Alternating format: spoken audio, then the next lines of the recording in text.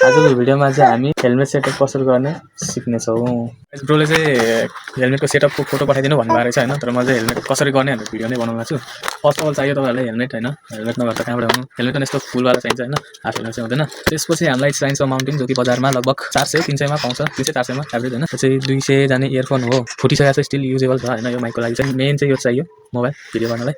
कसरी गर्ने म सिकाइदिन्छु हैन। चाहिन्छ फर्स्टमा यस्तोबाट यो माउन्टिङ हाल्ने हैन, यसमा यसरी यहाँभित्र अड्डम बस्छ है, पठाइ देखाइदिन्छु म।